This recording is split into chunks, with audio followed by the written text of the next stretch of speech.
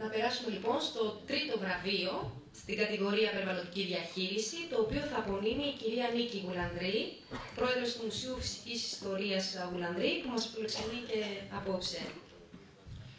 Λοιπόν, και που θα απονεμηθεί το βραβείο αυτό μέχρι να προετοιμαστούμε.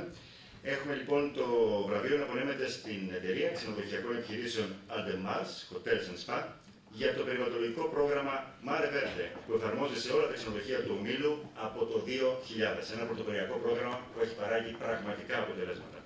Το βραβείο παραλαμβάνει η Διευθύντρια Τμήματος Ανάπτυξης και Ποιότητας του ομίλου, η κυρία Καλλιόπη Καραντεμήρη.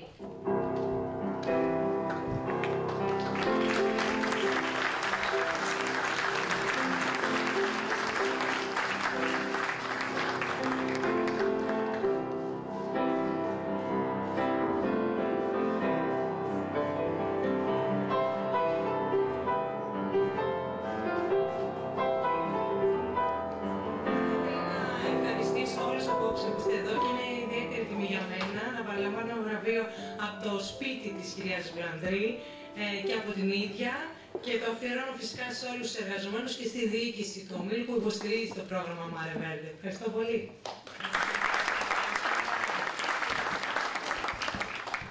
Εγώ μόνο δύο λόγια για να πω ότι είναι μια ιστορική στιγμή για το Μουσείο. Η παρουσία του Ευρωπαίου Επιτρόπου Περιβάλλοντος, δεν λέω Έλληνα διότι είναι Ευρωπαίος, και αυτή τη στιγμή η φωνή του ακούεται παγκόσμια και ηγείται στον χώρο του περιβάλλοντος.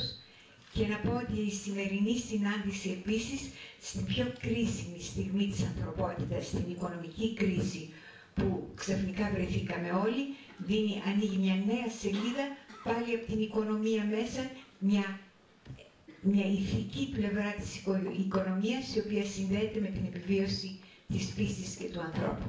Σας ευχαριστώ πολύ όλους.